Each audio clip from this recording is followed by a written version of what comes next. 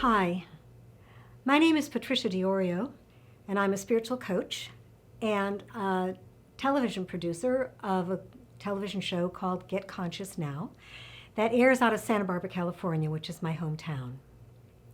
For the past 20 years, I've been focused on developing a spiritual practice personally and bringing it out collectively in my business, which is called Practical Spirituality. So when we think of the words practical and spirituality, they don't seem to go together because people don't think spirituality is practical, but it is. It is if you can apply it in your lives every day and make it a habit so that your lives change. What I'm going to share with you now are 7 keys that I call the 7 keys to successful manifesting. We all want to be excellent manifestors. Yes? Yes. And if you're tuning into me at all, you're probably in the conversation that we're creators of our reality and we're manifesting our reality all the time.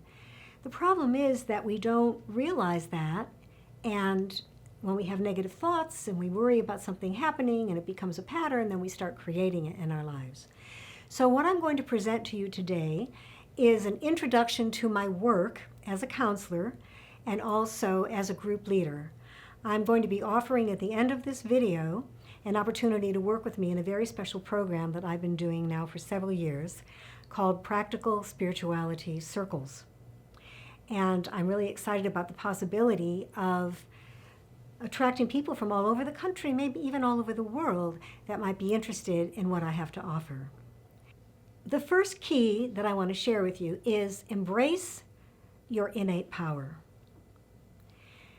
And I would say, take it even further. Embrace your true nature as a spiritual being having a human experience with innate power, immeasurable, unlimited innate power to create your reality.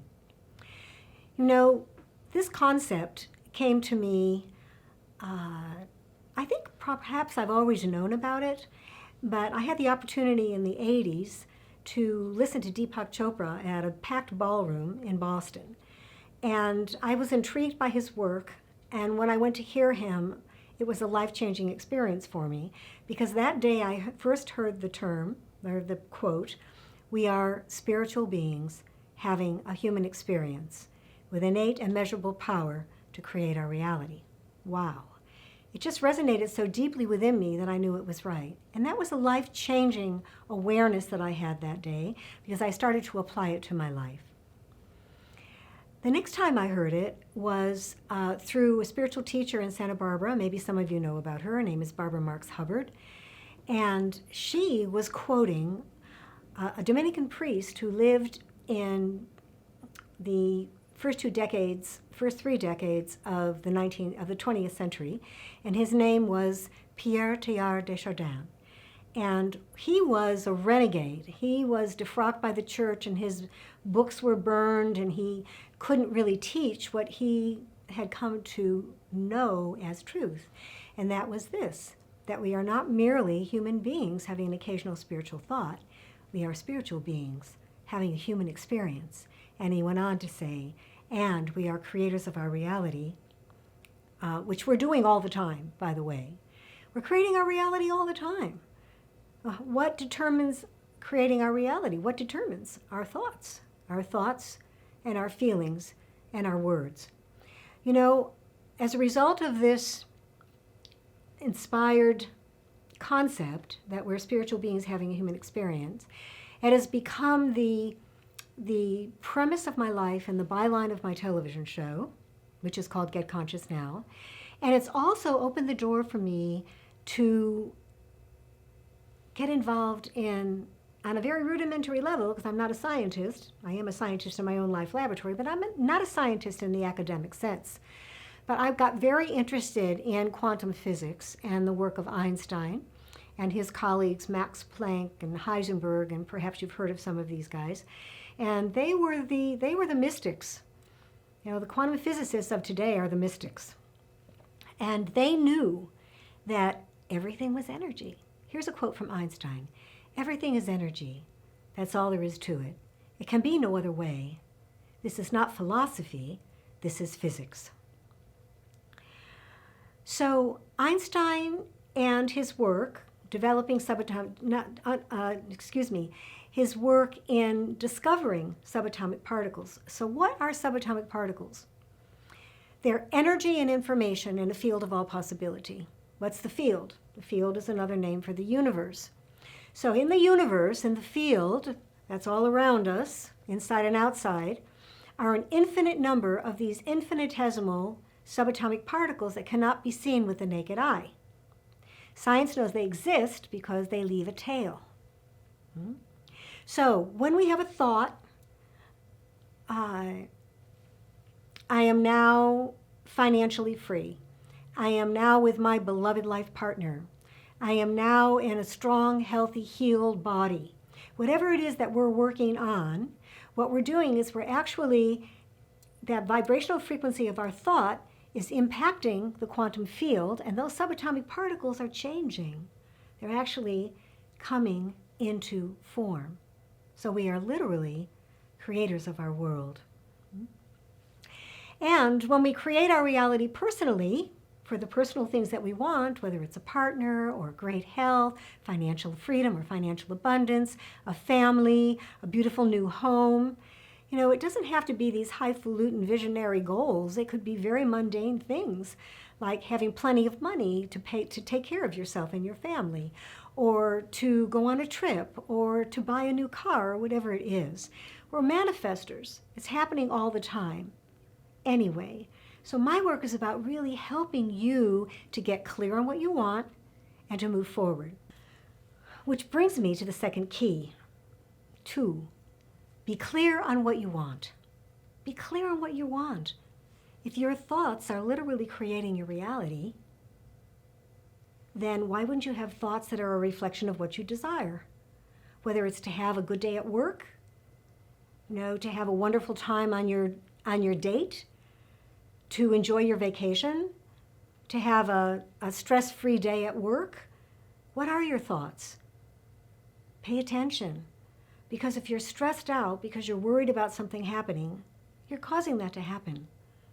Now, every single thing that we think about doesn't happen. If that were the case, we'd be in big trouble, okay? But it's the patterns. It's the patterns that hook us. These old patterns of not enough money, or I'm never going to bring in my partner, or will I ever move past this stressed out body, or this back pain, or whatever it would happen to be, okay? So we want to watch the patterns. The negative patterns don't serve us, because what we're doing is we're generating what we're thinking. And, this is another point, very important point, your feelings are like rocket fuel that move your thoughts into the field. Okay, our feelings are like rocket fuel that move our thoughts into the field. So if we have a negative thought and we have a fearful feeling, watch out. If we have a positive thought and we have a fearful feeling, nothing's going to happen, because the emotion of negativity cancels out the positive thought. If you have a positive thought, I'm going to have a fabulous day at work today, and you think of perhaps seeing someone that you would like to see that day, or you're going to be attending an event that you've been looking forward to for a while, then that positive feeling coupled with that positive thought propels it into the field and causes it to happen. Okay? So now, form is a trap.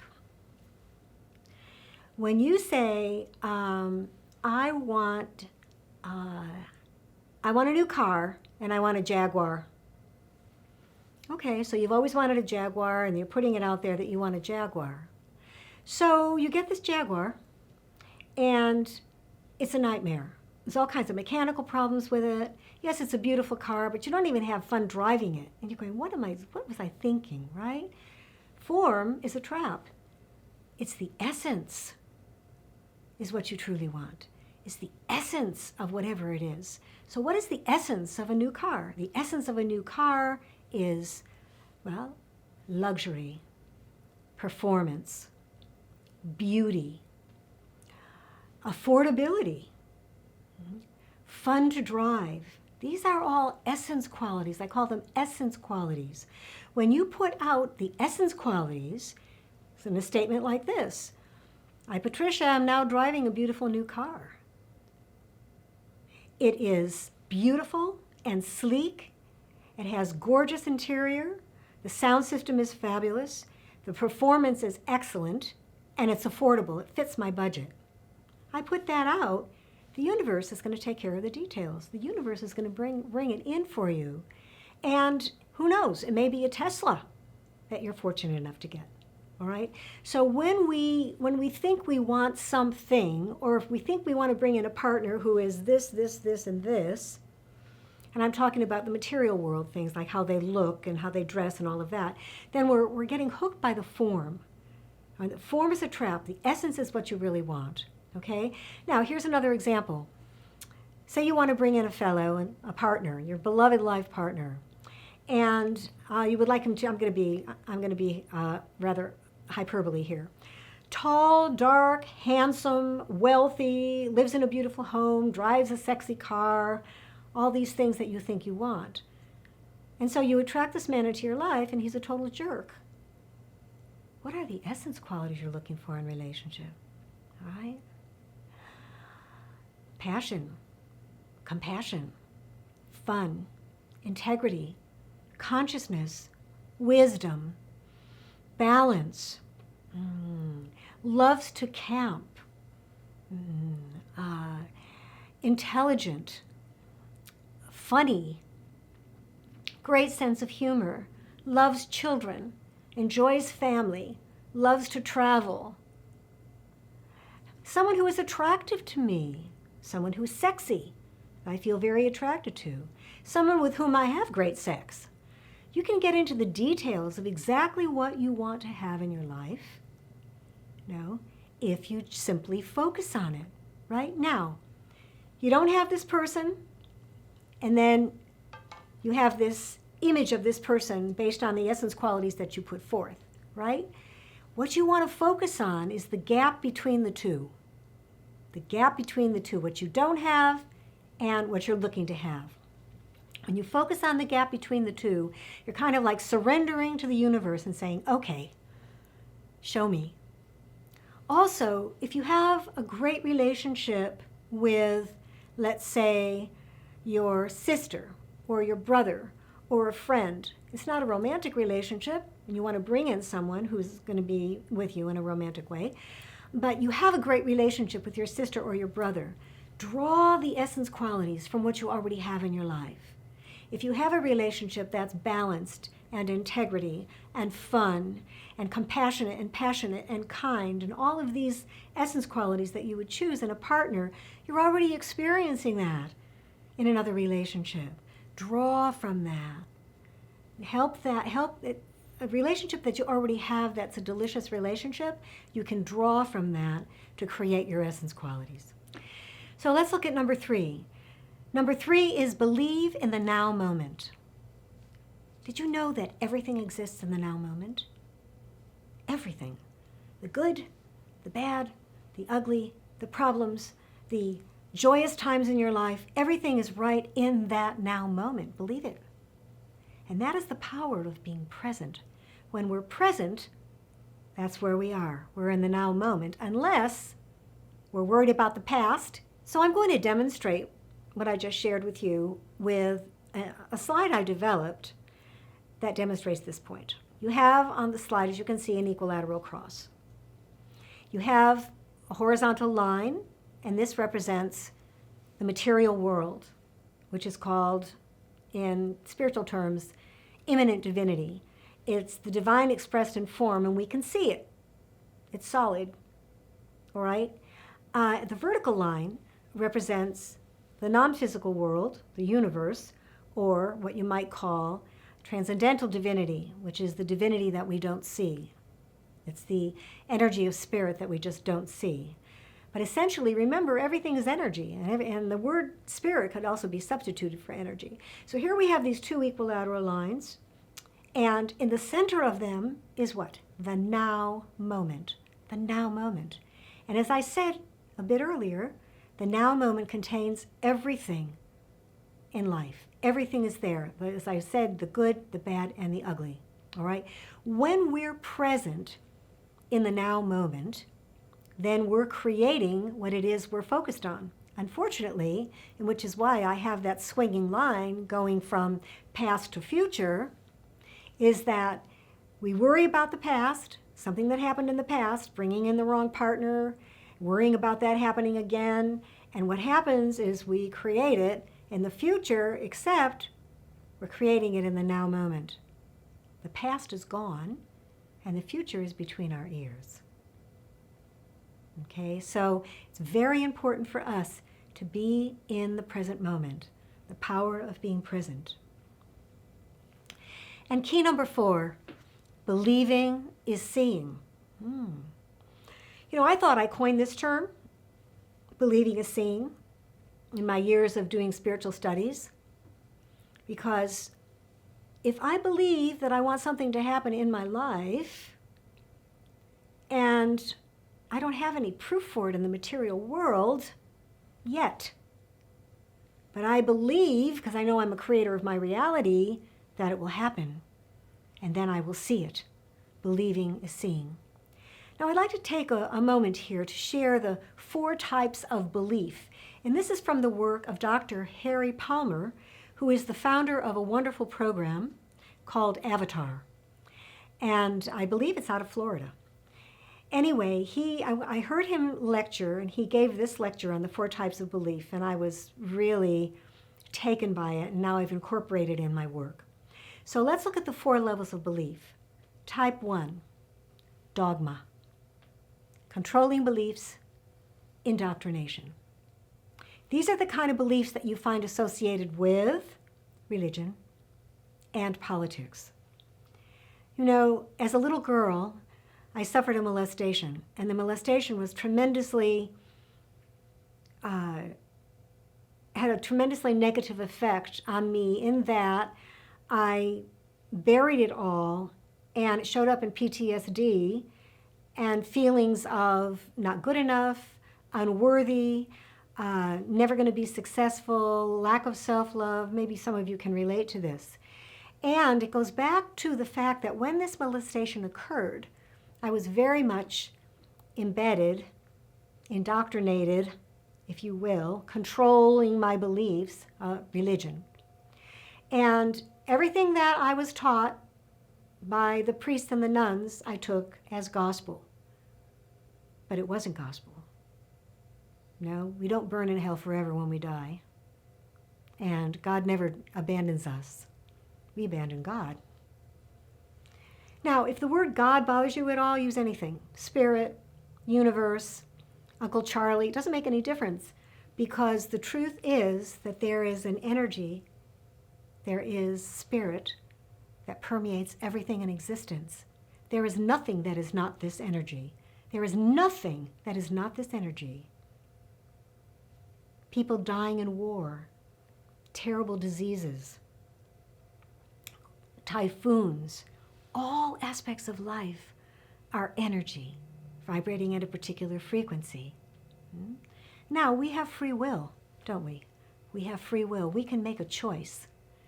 And unfortunately, type 1 really doesn't help us to do that. It's really about controlling beliefs, indoctrination, and dogma.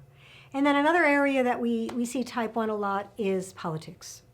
Yeah, politics. We hear a politician on the stump, and they're rattling away and what they're going to do and what they're not going to do and all of that, and down bad-mouthing their predecessor or their colleague who's competing with them for a particular office.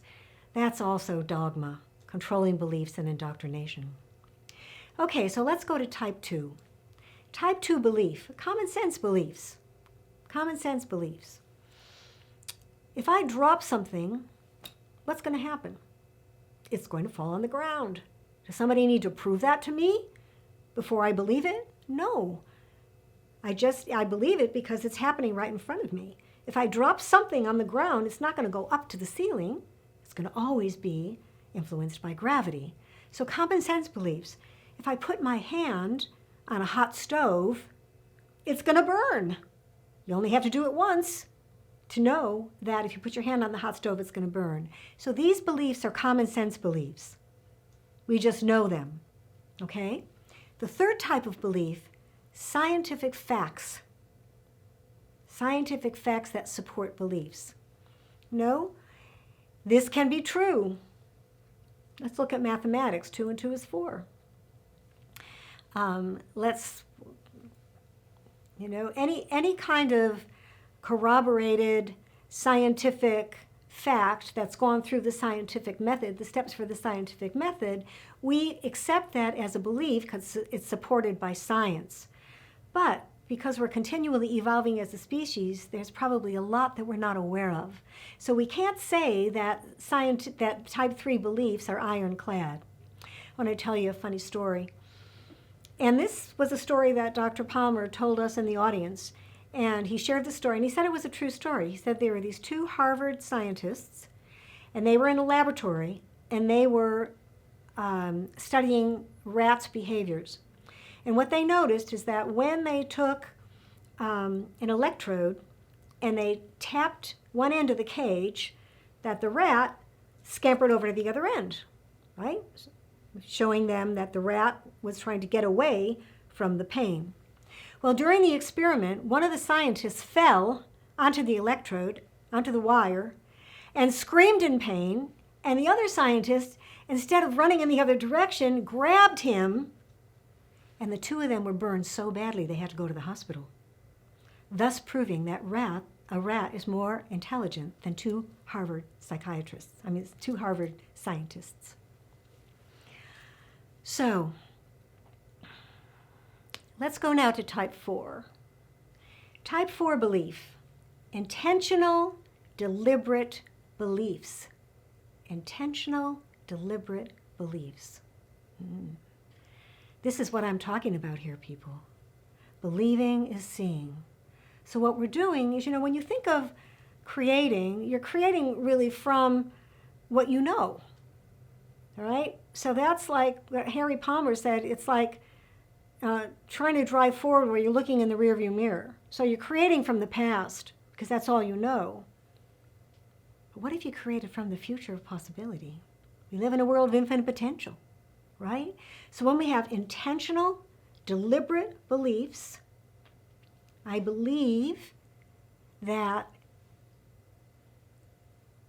I'm going to develop a remarkable business inspiring people to align to this conversation. Or I believe that I'm headed in the direction of financial freedom. Or I believe that my beloved life partner is coming in at the perfect time and in the perfect way. He's not here yet. I'm not financially free right now. And my business is not where I would like it to be. However, my intention is, and I'm deliberately applying my attention in the now moment and speaking it into creation. So those are the 4 types of belief. Believing is seeing. Okay, let's go now to number 5. Distinguish your resistance. This is very important. What does our resistance come from? Our resistance comes from belief systems, imprints, and programs in our subconscious. Belief systems, imprints, and programs that we got literally plugged into most of the time as children. One of my favorite scientists, Dr. Bruce Lipton, who wrote a book, a marvelous book I recommend called The Biology of Belief, says that we are programmed from 6 months in utero. Think about it. So wherever your mother was carrying you in her belly at 6 months, influenced you, influenced your subconscious. Bruce tells us that our subconscious mind is thousands of times, maybe it's hundreds of times more powerful than our conscious mind. And he describes it in his book. He has a black page, a half a page that's completely black, with one tiny little white dot in the right-hand corner. That black page is our subconscious mind, and that white dot is our conscious mind.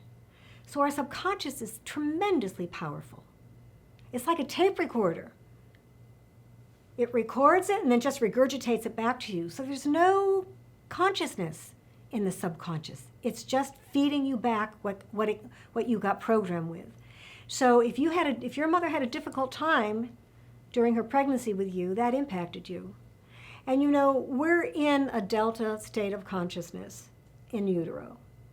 And in the early part of our life after we're born, we're in delta because we sleep so much as babies. But then we go into theta. And delta and theta are the most programmable states of consciousness.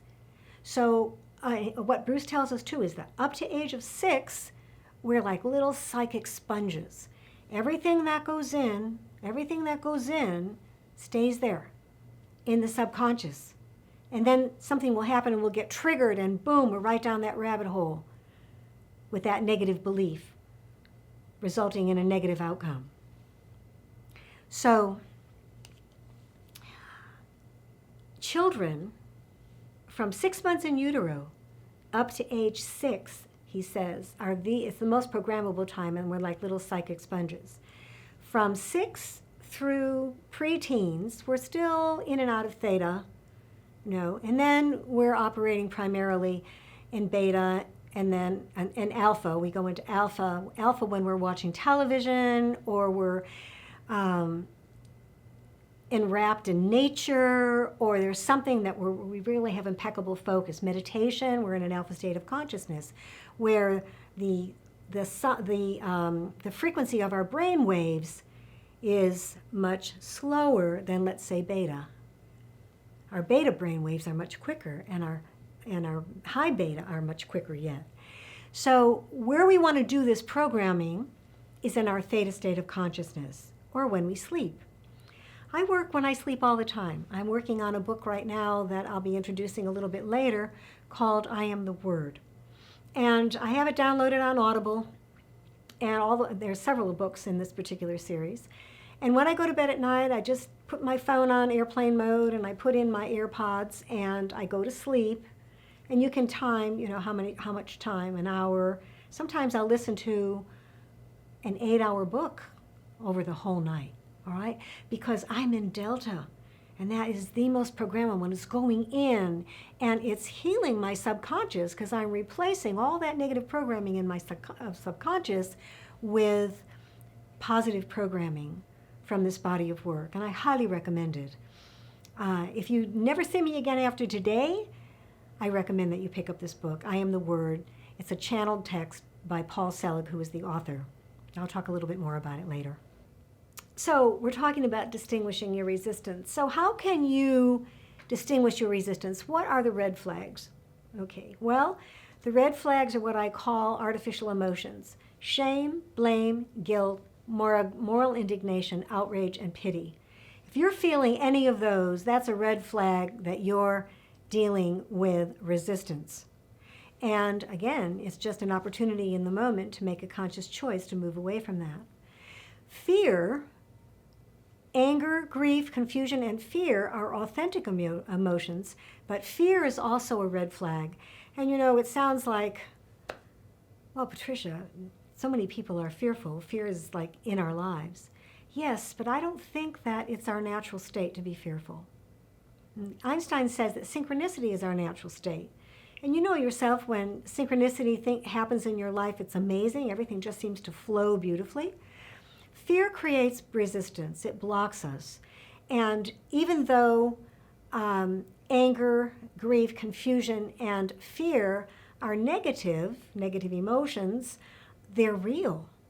They're emotions that we experience in our human experience. Fear is probably the biggest baddie of them all. And someone once said to me that beneath all of our problems, everything that could happen to us is fear. And that bottom line fear, that foundational fear, is that we're separate from spirit, we're separate from the divine, we're separate from each other. And that is not true. We're not. We're all connected in the web of life. There is no separation. So, fine. Now you've been able to distinguish your red flags. Well, now what do? I say, nurture within yourself the observer, or what I call the silent witness. The silent witness. What does a witness do? They just see something. They're just witnessing something. What does the observer do? The observer just observes something. So when you can have the presence, being in the present moment, in the now moment, and observe that you're feeling fearful about this, or angry about that, or confused, or whatever it would happen to be that you're dealing with, that's creating resistance in your life, you can change it. You can change it by observing it. 50% of changing these programs is by observing them and knowing that they're there. And then you can actually change it by changing your thinking. Changing your thinking. So I'm going to tell you a story here. This is a hypothetical story, but I think it'll illustrate my point well. So there's Jim Miller, and he works for Acme Corporation. And for the past 4 years, he's been wanting this raise. He's been wanting a promotion. He's been bored with where he is, and he's been really yearning for this promotion. But every single time an opportunity for promotion comes up, he's passed over. And it ticks him off because he feels he's on par academically, or he's on par competent-wise with his candidates.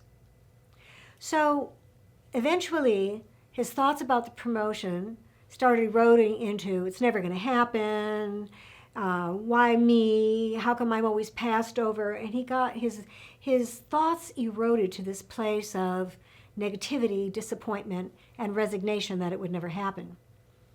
So then, he attends a training that the corporation provided, where I come and I talk about the 7 keys and get into it and really do a training and get into detail and show people how they can actually change their lives in a very practical way. So he thinks, well, Patricia says that once we know that we're fully responsible for creating our reality, we're fully responsible, so I better get responsible here. And I'm not allowing all these negative thoughts of resignation that I'll never get a promotion. So he takes the coaching, he takes the program, and he starts reinventing the way he's thinking. He starts creating statements. I'm now promoted to the perfect job that I've always wanted, making more money than I've ever made, and having the corner office. All right, so he's speaking that into creation. He's putting that out there, his thoughts. He's feeling excited about it. So he visualizes himself sitting in that new office. He visualizes himself looking at the balance in his checkbook and his bank. He sees himself loving the work that he's doing, feeling very fulfilled. And he writes about it. He writes these statements about this promotion. And he does it diligently and vigilantly. He does it every day. In fact, one of the things I suggest is to take these statements and record them on your iPhone or your smartphone. And then, as I said earlier, listen to them when you're going to sleep, or listen to them when you're driving in the car. Listen to them, particularly when you're in delta or theta state of consciousness, because they're going into your subconscious and they're uprooting those other belief systems that you'll never get the promotion. So he does it diligently for about 2 months. He doesn't give up. And then one day his boss calls him into the office and says, "Hey, Jim, I've been watching you over the past couple of months, and boy, you always did a good job, but your work is really excellent, excellent. And you seem much happier. You seem calmer. You seem like you're enjoying your work more." So Jim hears this out of the lips of his boss, and he was like delighted, of course, but he was amazed. And he thought, I wonder if there could be a connection with this event and the fact that I changed my thinking about getting the promotion. Some of you may think this is a coincidence or luck, but it's not. What did he do? He changed the vibrational frequency of his thoughts. He raised them up, and he projected them into the quantum field, into the universe, right? Through his language, through his words, right? Whether he was thinking about them in his mind, or whether he was actually speaking them or writing them. Every single time we write something down, it goes deeper. When we speak it, it goes even more, it's even more effective in manifesting it. All right, but thinking is also very powerful. Watching our thoughts is really, really important. So let's go to number 6. Pay attention to the opportunities. Yeah. When you start doing the work that I'm suggesting, I'm offering, and you're doing it with commitment, you're going to start seeing changes in your life. Your life is going to change. It's going to change because your thoughts have changed. Your feelings about what you're thinking have changed, and your life will change. So, you may think it's a coincidence that your Uncle Harry left you $10,000 in his will, if you're working on your finances, for example. Or you may think it's a coincidence that the promotion that you took led to a promotion that was something you never thought you would be able to achieve. So pay attention to the opportunities. Seek the right timing, resources, and opportunities. Deepak Chopra says that there's no such thing as luck, not in a serendipitous sense, someone's lucky. What he defines as luck, and I agree with him, is luck is opportunity and preparedness coming together. Opportunity and preparedness coming together. Now, I want to talk to you about our potential. In my studies, we're told that we're unlimited beings, where we live in a world of unlimited potential. And I would add to that, there's actualizable potential, and there's inactualizable potential. Now, given that we're on this trajectory, if you will, we're on this path of evolution. And it's not straight up like a diagonal line. What it actually is, we're going through these circular loops. And I think where we are right now in 2019 is we're ready to take another turn on that spiral. And where we are right now in our human experience, we have actualizable potential. It's achieving that promotion. It's bringing in a life partner. It's accomplishing financial freedom. It's that trip around the world. It's that beautiful new home on the ocean that you've always wanted. This is all actualizable potential. It's a healed, whole, happy body. Because anything in the material world is actualizable potential. Right? We can bring it into form. We can cause it to happen by our thoughts, our feelings, and our words. Now, what is inactualizable potential? Inactualizable potential is the potential that we have that hasn't been actualized yet. For example, growing a new limb, teleporting to Hawaii, walking through a wall. Now, we know these things as telepathy, reading someone's thoughts. We know that this is already happening now. Telepathy exists. Telekinesis, lifting something up without touching it.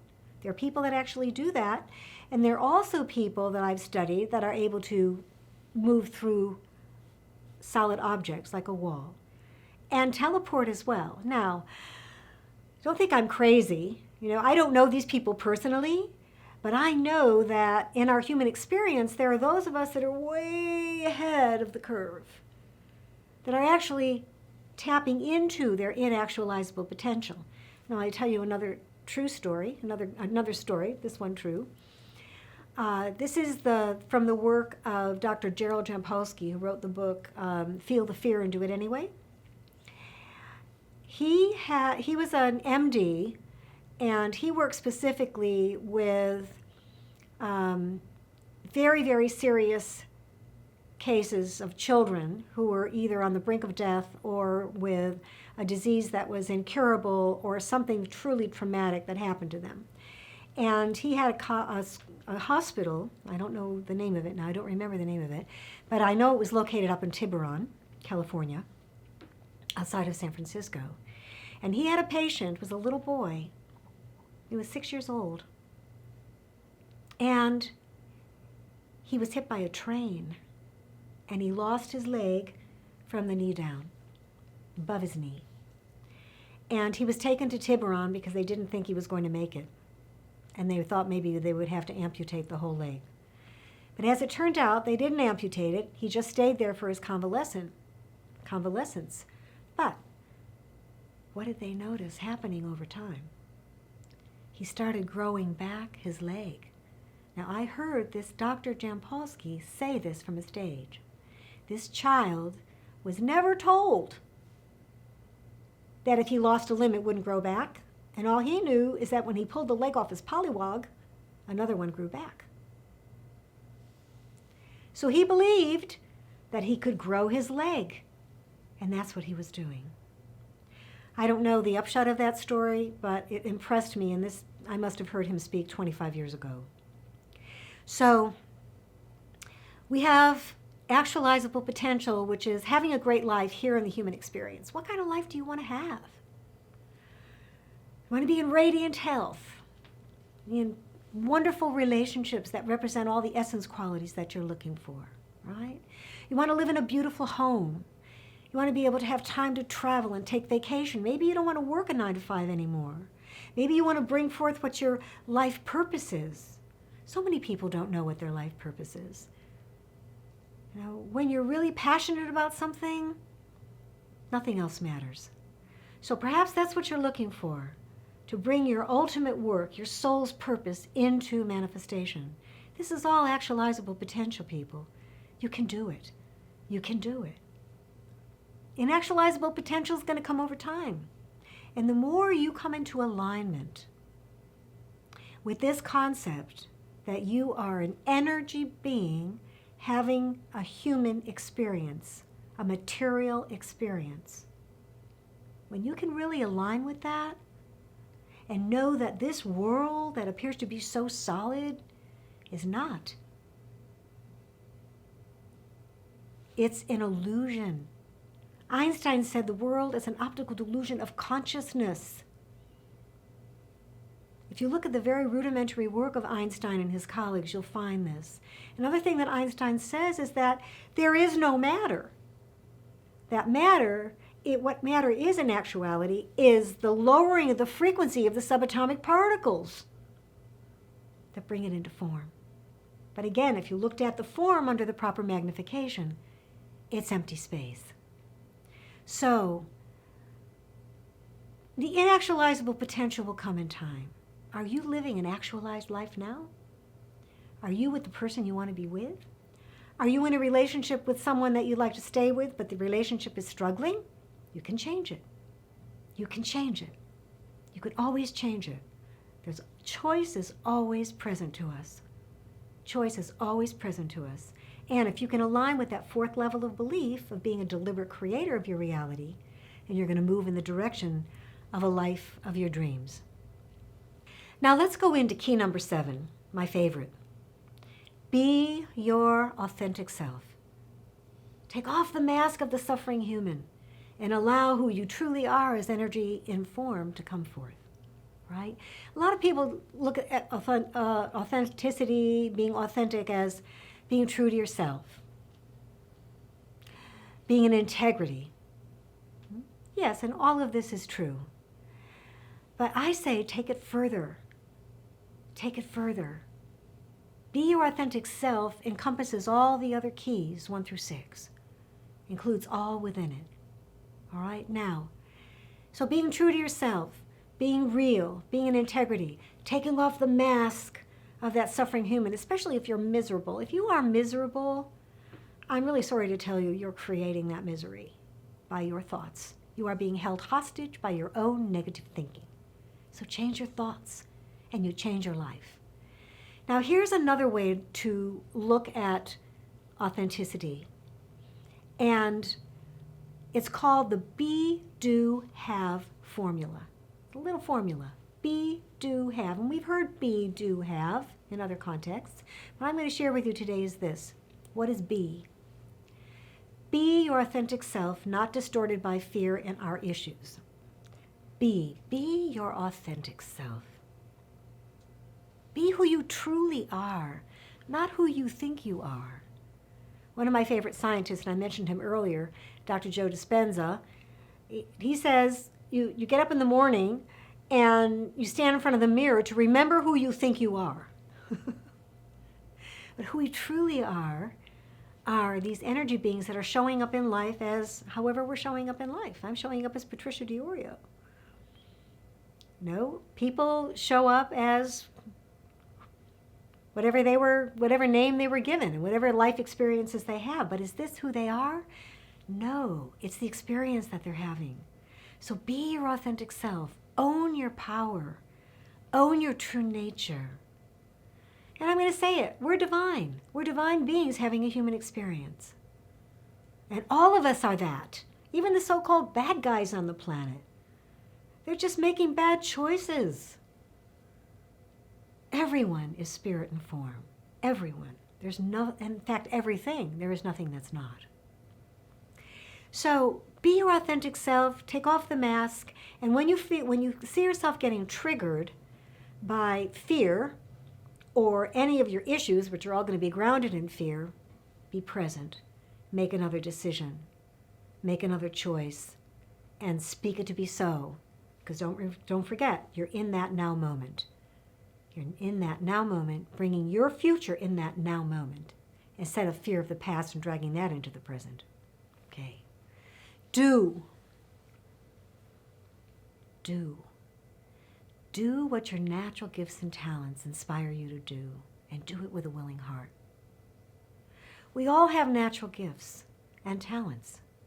Every one of us is a unique expression of spirit in the body, a unique expression of the divine in form. What are your natural gifts? What do you love to do? What are your talents? Do you love to sing? Are you an artist? Well, we're all artists of life, I like to say. But what is it that you love? For me, I loved personal growth. And I loved researching Einstein and those scientists that said, yeah, everything is energy. Everything is energy. Vibrating at a frequency that determines its density, including us. I got excited about how spirituality and science were really the same conversation. So I've devoted 336 television shows to this conversation, and my practice as a spiritual coach. What I have to offer to you is my own natural gifts and talents and what I love to do. And fortunately, I'm a communicator, and I love to communicate and inspire people to their greatest achievements in life, whatever that would happen to be. So do what your natural gifts and talents inspire you to do, and do it with a willing heart, a courageous heart. You know, to be in the now moment and to create something that hasn't happened yet in your life, what are you doing? You're knowing beyond the known. You're speaking even beyond language. You're claiming beyond intent. You don't know what's on the other side for you. You don't know how that financial freedom is coming, or how that partner is going to show up. Is he in your life now? No. Is that money in the bank now? No. So what are you doing? Creating from the past? Or are you creating from the future of possibility, from the unknown? So surrender to the unknown with a willing heart in what you do. And then the last word, have. Have the essence of your heart's desires by making essence-rich choices. Have what you desire to manifest. The 7 keys of successful manifestation. Have the essence of the desires by making essence-rich choices. So it all comes back. It all comes back to what you're thinking, what you're saying about what you're thinking, what you're feeling about what you're thinking. It all comes back to that. And you know, that's why there's all this conversation and all of this coaching and teaching now around the now moment and being present, because the now moment is where it's at. If you be your authentic self, not distorted by fear and your issues, and you do what your natural gifts and talents inspire you to do with a courageous and willing heart, then you will have the essence of your heart's desires. And how will you do that? You will do that by making essence-rich choices from your actualizable potential. And we talked about that. And it's everything that you would like to have in the material world. That's all actualizable potential. So you will have the essence of those desires by making conscious choices from your actualizable potential.